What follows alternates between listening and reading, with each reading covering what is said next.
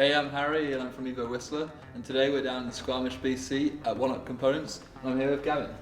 Hey there folks, my name's Gavin. I'm the product specialist here at OneUp, where we make the bike parts that we want on our bikes. We've teamed up with our friends at Evo, and we're going to bring you a whole series on how to set up your mountain bike cockpit.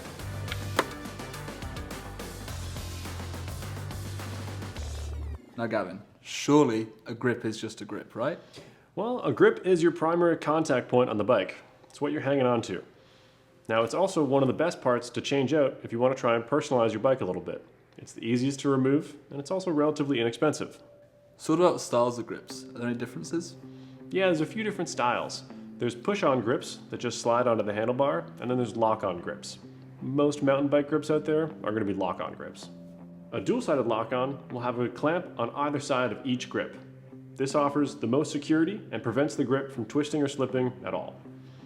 You also have a single-sided lock-on, which features a single clamp, usually on the inboard side of the grip.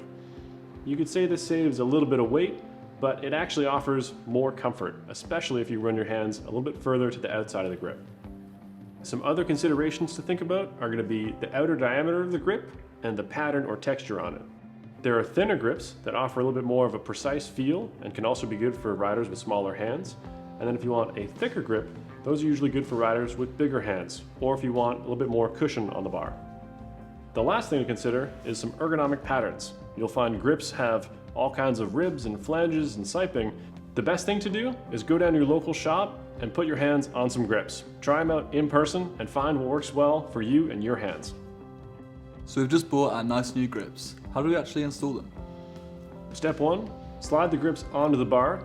Once they're fully seated against the ends of the bar, test those ergonomic patterns and make sure that they fit into the palm of your hand well when you're both in a seated and an aggressive descending riding position. Once you're in that good position, you can tighten those grips down. A well-worn pair of grips can feel like a pair of cozy slippers. But when that texture or pattern starts to wear away on the grip, you actually have to grip them harder, and the grip can be slippery. When this happens, it's definitely worth looking at replacing your grips. If you found this helpful, make sure to check out our full series on mountain bike cockpit and saddle height setup, where we cover bars, stems, controls, and saddles. And if you need any additional help, or you're looking to buy new components, visit evo.com or pop down to your local Evo shop. Our MTB experts will be happy to help.